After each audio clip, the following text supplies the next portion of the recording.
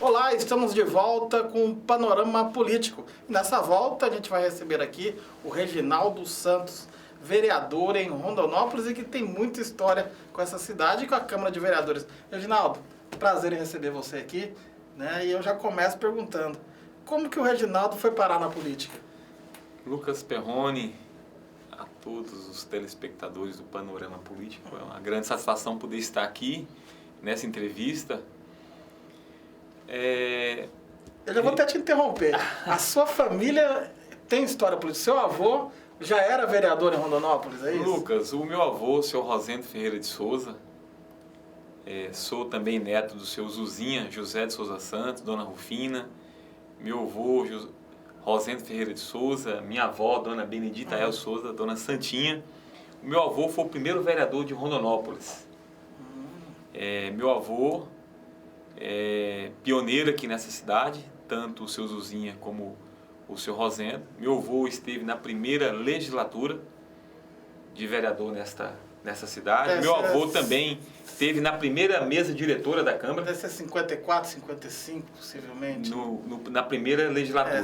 Dezembro de 53, Rondonópolis é emancipado. Provavelmente 54, creio eu. E eu acredito que está no sangue. Eu lembro como se fosse hoje a última eleição que o meu avô disputou. Você lembra mais ou menos ano que foi, Reginaldo? Se eu não me engano, foi em 86. 86. 86. Foi a última. Não, corrigindo. 82. 82. Eu tinha 7 anos de idade. Ele foi eleito naquela oportunidade? Olha a situação. Meu avô sempre foi do PDS. Na época só tinha 2 partidos. MDB e PDS. Meu avô sempre foi do MDB.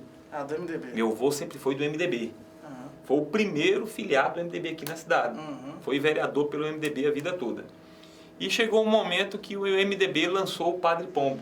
Era governador, 1982. E na época as eleições era tudo junto. Governo, senador. Só não tinha para presidente. Só não tinha para presidente.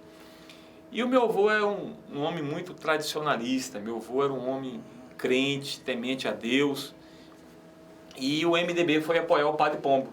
E aí ele não gostou. E o meu avô respeitou a decisão do MDB, mas meu avô afastou do partido e decidiu não sair candidato. O Bezerra veio para cima para meu avô ser candidato, meu avô explicou a situação. E na época não tinha essa questão de prazo de registro. Então meu avô tinha uma amizade muito grande também com os Campos, com a família Campos. Os Campos ficou sabendo disso e veio parar aqui em Rondonópolis. Só que o meu avô já tinha praticamente liberado toda a base dele para apoiar outros candidatos. Meu avô também já estava com a questão da saúde meio avançada, idade, né? E meu avô disputou de forma sendo convencido pela família Campos a ser candidato. E nessa eleição ele é a única eleição que eu lembro do meu avô disputando, mas infelizmente ele não teve êxito. Nessa eleição ele deixou o MDB e foi para o PDS por não concordar com o Padre Pombo candidato. Nessa eleição ele saiu do MDB, foi para o PDS e disputou as eleições e não perdeu. E ele perdeu as eleições, é a única lembrança que eu vejo do meu avô candidato pelo PDS. Aí, o Reginaldo, como que você entrou na política? Você gostava, via seu avô? Como que foi a sua entrada na política? Foi na escola? Como que foi? Lucas, eu lembro como se fosse hoje, meus tios saindo numa Kombis para ir colocar cartaz. Na época, a guerra de cartaz, a guerra de escrever no chão.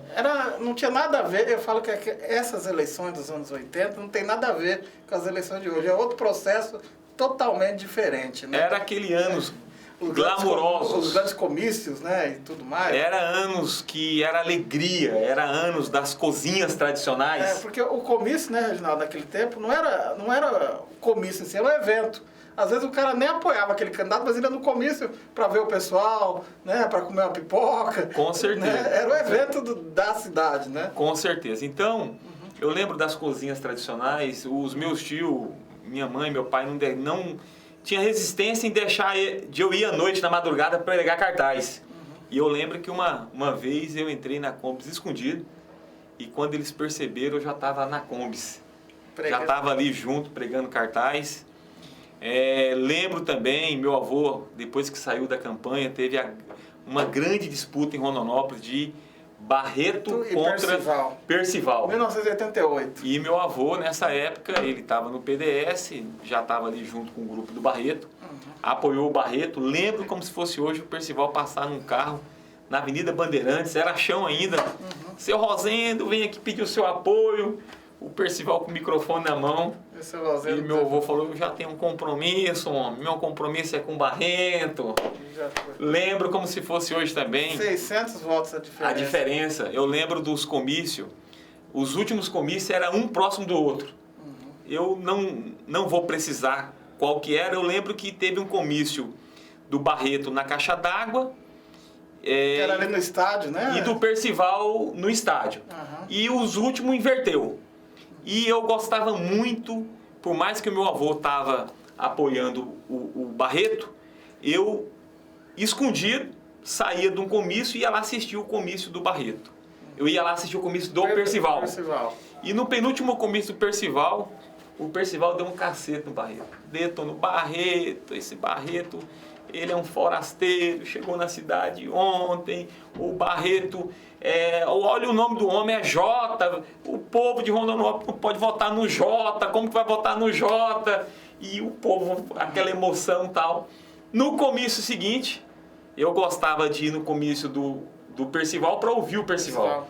E no do Barreto, lá tinha um discurso forte também do Tião Lima. Tião Lima, Sebastião Geraldo Lima. E no último comício, o Barretinho pegou o microfone para fazer o pronunciamento dele, fez aquele discurso... E chegou no Percival, na fala do Percival, o meu adversário falou que Jota não é nome de gente, que Jota não pode ser prefeito, mas Jota é nome de João, de Josué, de José, Jota é nome de Jesus Cristo. E aí o povo, aquela emoção grande, o povo vibrando. Então assim, isso marca muito, acredito que me trouxe um pouco para a política. Eu também tenho uma passagem na minha vida, como que eu fui parar no serviço público. Às vezes as pessoas não gostam que eu falo não, mas a gente não pode, a gente tem que se orgulhar do passado da gente. Eu com 13 anos de idade, eu fui bicheiro do Jogo do Bicho. Convenci o meu paizinho. Vendia o bicho não, anotava canhoto. Fazia uma cartelinha e o meu pai me deu uma bicicleta, era uma bicicleta... Com muito esforço, meu pai me deu o melhor que ele podia dar. Era uma bicicleta cecizinha, azul, mas os meus amigos ficavam tirando sarro. Hoje é bullying. Hoje a criança vai chorar. E na época eu cheguei no meu pai, tô feliz com a bicicleta, pai, eu quero trabalhar. Mas meu filho, pai, eu quero trabalhar no jogo de... Um mês, convenci meu pai a ser cambista. Meu pai não queria deixar por causa do meu avô, por causa da minha mãe. Convenci e fui ser cambista. E ali com 3 meses comprei o meu... quadro da bicicleta, fui lá na Castelo Branco, em frente à Praça Bom Jesus, no Chico Barbosa, deixei o meu quadro lá e montei a bicicleta do jeito que eu queria, aro cromado, a bicicleta linda. E o meu pai, para me tirar do Jogo do Bicho, o que ele fez? Meu pai arrumou um emprego para mim. Na prefeitura? Meu pai arrumou um emprego para mim como menor assistido, menor aprendiz hoje, menor assistido. E ali eu entrei na prefeitura,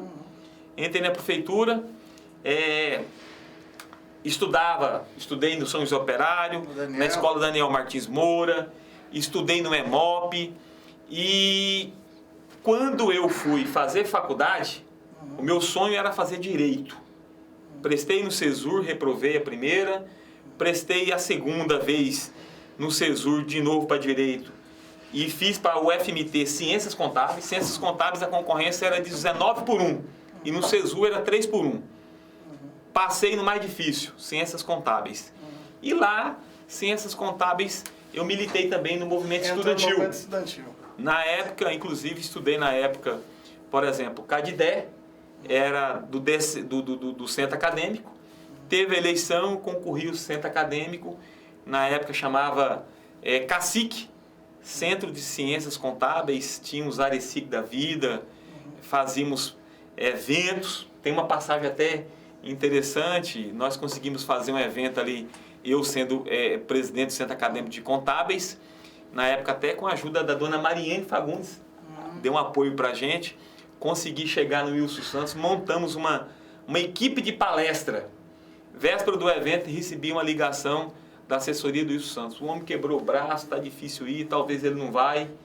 E aí nós preparamos o plano A, B e C. Enfim, chegou, faltava 10 minutos para o evento, chegou lá o Wilson Santos, com o braço quebrado, com a esposa do lado, mas deu a palestra. Então, eu acredito que veio também um pouco do movimento estudantil, da UFMT, o qual eu tive a satisfação de ser presidente do centro acadêmico.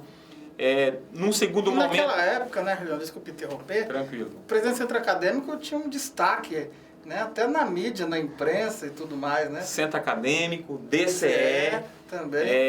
Era muito forte. E o nosso DCE aqui, a nível de Brasil, sempre ali com o pessoal do PCdoB. Exatamente. E a gente conseguiu uma brechinha e militamos ali no centro acadêmico. Na época eu não tinha filiação partidária nenhuma ainda, né? Logo em seguida surgiu a oportunidade de eu ser diretor do FUNAP. Fui para uma eleição no FUNAP. O FUNAP, para quem não entende, é o que seria o INPRO hoje. O INPRO hoje. Então, fui candidato a tesoureiro do FUNAP junto com a minha amiga Aldamice. Isto em 97. Em 97, eu acredito que eu tinha... 97, eu tinha 19 anos de idade. 18 para 19 anos de idade.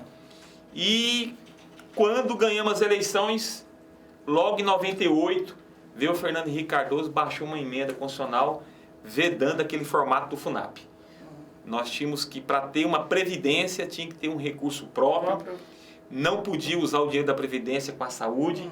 Então ali, nós, no bom sentido, começamos do zero, junto com os servidores públicos municipais.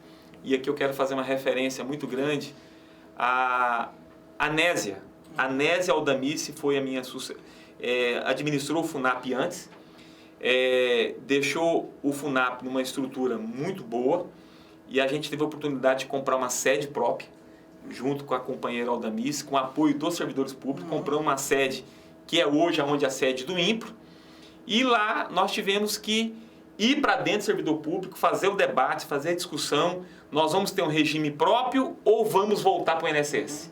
Não tinha WhatsApp, não tinha mensagem, não tinha, eu acho que não tinha nem celular. A internet era o telefone fixo. Rodamos secretaria por secretaria, escola por escola, fazendo debate, fazendo a discussão. O servidor achou melhor criar o regime próprio foi criado. E dentro do regime próprio, o FUNAM, que era o plano de saúde. Mas veio 2 anos depois, o Tribunal de Contas meteu a caneta, olha, vocês estão usando o dinheiro da Previdência com a saúde. Não, não estamos. A saúde tem um 3% separado. Ah, mas o funcionário é o mesmo, a energia é o mesmo. Então, chegou um momento que nós tivemos que separar. Então, até aquele momento ali, nós buscamos estruturar o INPRO, fizemos concurso público, adquirimos sede própria. E foi necessário, então, desmembrar, sair de dentro da Previdência e Saúde. Então, na época, nós pensamos, idealizamos o plano de saúde, que é o Serve Saúde. Tem até uma passagem que nós tivemos que procurar o Dr. Alberto. Que era o prefeito na época? Não, nessa época ele já era ex-prefeito. Já era ex-prefeito. Então deve ser 98, 99. Não, foi mais pra frente. Se não me engano, foi 2003, mais ou menos 2004. E nós fomos mostrar para o Alberto a necessidade de nós alugar parte do Samaritano para ali funcionar a transição do FUNAM para o Serve Saúde. Fizemos uma parceria com o Samaritano, até que nós conseguimos, junto com os servidores municipais, tá, comprar a sede própria do Serve Saúde, que hoje é ali em frente, na Ponte Arruda, em frente, vou fazer uma propaganda aqui, ó, Pão Doce Pão, sim, propaganda do Léo Rabelo, e ali nós compramos aquela sede própria, fizemos concurso público, e o Serve Saúde, na época, quando Unimed, ninguém falava de fator moderador, nós, junto com os servidores, ninguém faz nada sozinho, estruturamos o Serve Saúde e temos aí hoje um INPRO, temos aí hoje um Serve Saúde. Tive a oportunidade de ser candidato a vereador, né? Fui candidato a vereador em 2008. E aqui eu quero fazer uma referência à minha família, aos meus amigos, a minha família no meu grande guerreiro, meu pai. Nós falamos de tudo isso aqui e não falamos da pessoa mais importante da minha vida, que é meu pai. O meu pai, através do meu pai... Ele carregava a sua campanha. Através do meu pai, eu tive a oportunidade de ser menor assistido na prefeitura. Porque indo para menor assistindo na prefeitura, me despertou a fazer um concurso público. Então essa referência eu devo ao meu melhor amigo, né? A pessoa mais importante da minha vida, que continua sendo a pessoa que me impulsiona todos os dias, a pessoa que me dá força, que me dá ânimo. E foi através dele fazendo campanha para Reginaldo, através dele levando o nosso nome para os 4 cantos da cidade. Meu irmão, minha mãezinha, minha irmã, o meu entorno, amigo, parceiros, a gente conseguiu ser eleito pela primeira vez em 2008. Uma eleição também bem disputada do Zé do Pátio com Adilto. Com Adilto. E olha a situação, o meu partido PPS não tinha candidato a prefeito. O meu partido na época... Lançou uma chapa independente. Lançou uma chapa sem candidato a prefeito. 90% estava com Adilto e ficou apenas eu, Reginaldo, na época. E eu acho que o Eduardo também. Eduardo Vergetti. Foi candidato. Nós ficamos ali com a opção de apoiar o Zé do Pátio. Apoiamos o Zé do Pátio. E saímos na época sendo o 5º vereador mais votado em Rondonópolis. A pressão foi grande em cima do Reginaldo na época. Pressão de tudo quanto é lado. Para ele ir para o lado do Adilto e no fim ele ficou do lado do Zé do Pátio.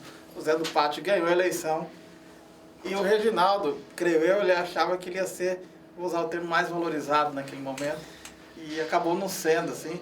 Meio que o Reginaldo ficou meio um opositor até. Não, digamos assim, nós tivemos uma opção de escolher, de apoiar o Zé do Pátio, né? A maneira do Zé do Pátio ser como político, de olhar para as pessoas, de olhar para os bairros, para as comunidades, e aí firmou a nossa decisão.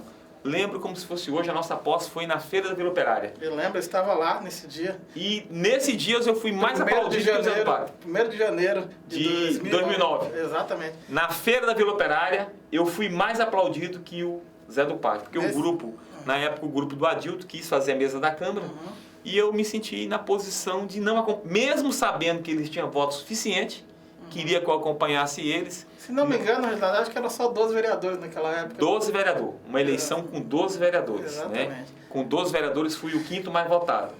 Aí, 2012... E nessa época, eu vejo assim, eu tive os 2 primeiros anos junto à administração do Zé do Pátio, entendeu? Como o meu grupo ia ter um candidato a prefeito, eu tinha que ter uma posição, né? Mas uma posição respeitosa. Uma posição, eu não digo nem uma posição de fazer uma posição sem demagogia. Tendo posição e responsabilidade com a cidade de Rondonópolis. É o que a gente sempre procurou fazer. Tanto é que naquela época o Zé do Pátio buscou a fazer os loteamentos sociais, os loteamentos como o Alfredo de Castro, que nós tivemos a satisfação de votar sim, né? Fomos muito criticados na época, mal entendido, mal incompreendido, mas está lá hoje o Alfredo de Castro, uma grande cidade, hoje toda ela asfaltada, graças à administração do prefeito Zé do Pátio, com 2 creches, com 2 PSF, asfaltado, e já está saindo um novo loteamento ali do lado, e com certeza isso trazendo o social para as pessoas que precisam. Aí, Reginaldo, chega 2012, aí você é candidato à reeleição, com Percival candidato a prefeito, e ali talvez foi, acho que hoje você está até num momento melhor, mas era um grande momento político que você está vivendo, né? Um grande momento, ali eu saí de 5º mais votado para ser o 2º mais votado da cidade de Rondonópolis. Dali saiu a nossa pré-candidatura a deputado estadual. Aonde nós fomos candidatos, e aqui eu quero agradecer a militância do PPS, tá? Militância em nome de Cida Milha, militância em nome... eu acredito que vou cometer injustiça aqui. Não vai esquecer de alguém. A militância... nem só agradecer a militância. Agradecer a militância. E a Cida Milha já foi agradecida. A família, os amigos, saímos da urna. Na época, o Chico Galindo, prefeito de Cuiabá, montou uma chapa e nós fizemos uma composição com eles, o PPS, e ele montou uma chapa para eleger o neto dele. Nas avaliações, Reginaldo, você vai ter quantos votos? Eu acredito que vou ter uns 4, 5 mil votos. Não, beleza. E ele montou uma chapa para eleger o neto dele. E nessa chapa aí, infelizmente, no meio do caminho, Ela algumas peças foi né? desidratando, foram tiradas, né? Fechou as eleições, Reginaldo teve 11.500 votos, fui o mais votado da legenda.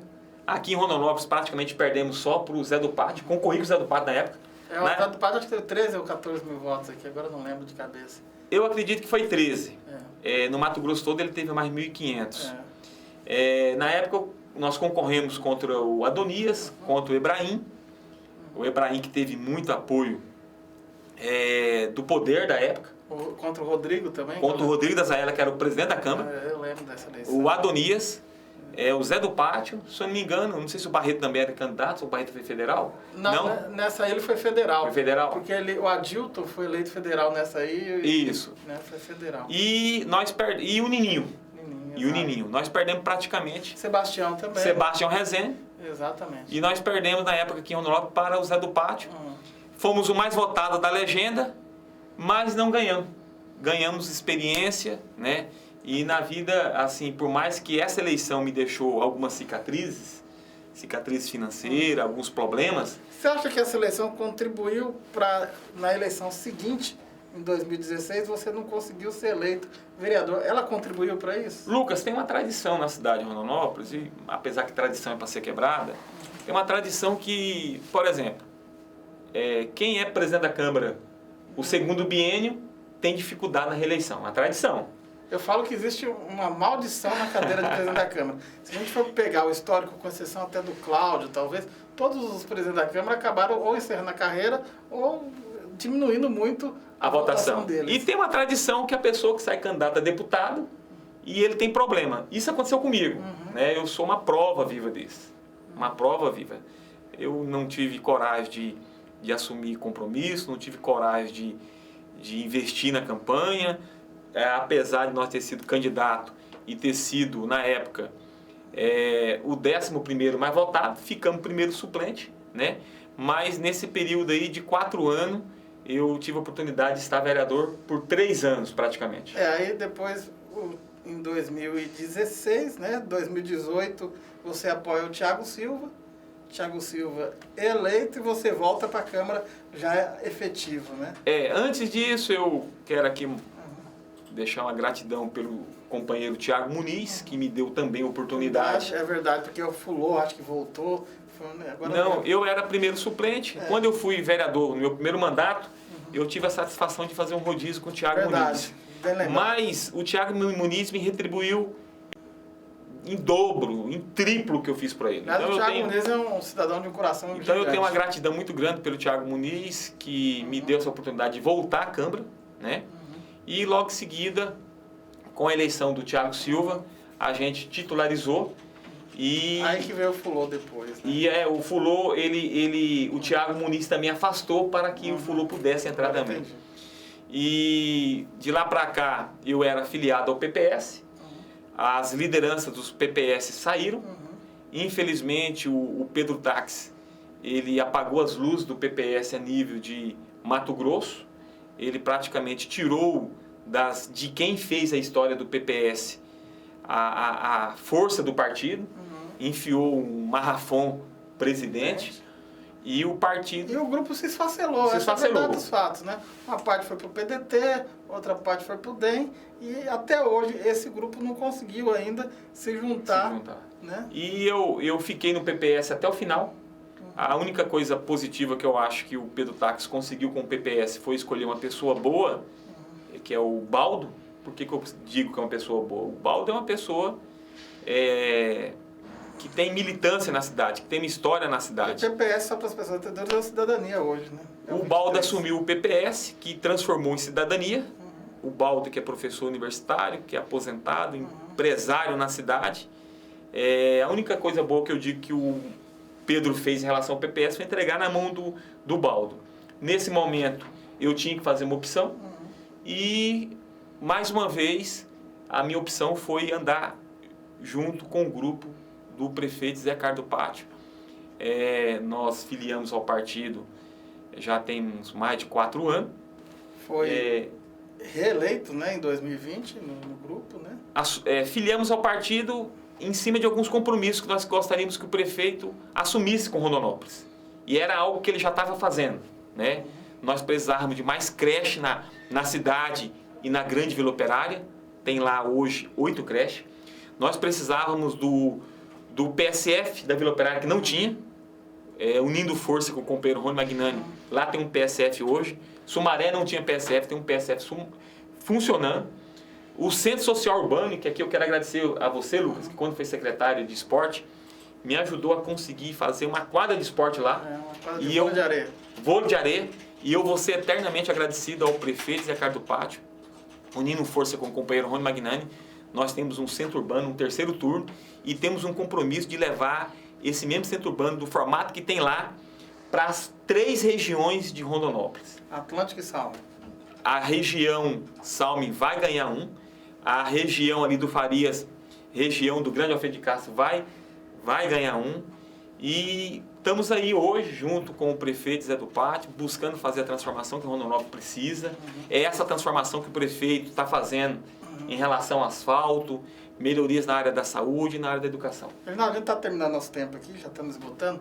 2024, eu falo que está logo ali, né? Tá ali. Aliás, né, você que é vereador, está no segundo turno de eleição para presidente, depois ainda tem Copa do Mundo, eleição para mesa diretora da Câmara, 2023 está lá em 2024. O que o Reginaldo pensa para 2024? Lucas, eu sou uma pessoa que eu vivo uma palavrinha chamada contentamento. O povo de Rondonópolis me deu 4 mandatos de vereador, me deu a oportunidade de disputar um mandato de deputado. É a cidade onde meus filhos nasceram. É uma cidade que eu tive a oportunidade de viver 69 anos que meu pai teve, 46 anos eu vivi do lado dele. É uma cidade que me deu o meu melhor, que é o meu pai. É uma cidade que eu conheci a minha companheira hoje, o amor da minha vida, que é a Luciana. É uma cidade em que eu tive a oportunidade de fazer um concurso público, de estudar. Eu quero viver o hoje. Eu quero viver o agora. Eu quero concluir meu mandato de vereador. Eu quero, junto com o prefeito Zé do Pátio, junto com a Câmara, realizar esse grande sonho do Distrito Industrial, de entregar o Distrito Industrial asfaltado. Coisas que quem diria que o Zé do Pátio ia fazer? A universalização da água, do esgoto. E do asfalto, né? E do asfalto. Dar oportunidades para a pessoa. Mais um novo distrito industrial para Rondonópolis. Haja visto que os trilhos estão partindo para Cuiabá. Nós não podemos ser egoístas. O progresso tem que ir. E nós precisamos industrializar a nossa cidade. E é esse compromisso que nós temos junto com o prefeito de trazer mais empresas para a nossa cidade. Então, assim, eu quero viver esses 2 anos, tá? Os 2 anos da duplicação da Avenida Bandeirantes chegar até o Jardim das Flores com a ponte. Os 2 anos de nós ali na frente do Distrito Industrial da Vila Operária ter uma rotatória. Os 2 anos que nós vamos ter o sonho de ter a revitalização da Avenida Bandeirantes. Os 2 anos que nós vamos ter lá na vila, no miolo da Vila Operária, no Jardim Reis, nós vamos ter um horto florestal, nós vamos ter uma área de lazer, que é um presente que o prefeito está dando para nós e que vai levar o nome do meu pai, ali no miolo da Vila Operária. Então, assim, esses 2 anos eu quero servir a minha cidade, a minha Rondonópolis, que eu tanto amo, certo? E 2024 eu quero estar vivo para viver. E para viver 2024 eu preciso viver o agora. Reginaldo, eu agradeço você por participar, dizer que é um prazer receber você aqui. Quem não conheceu um pouco da história do Reginaldo conheceu agora. E a gente volta numa próxima edição aqui no Panorama Político.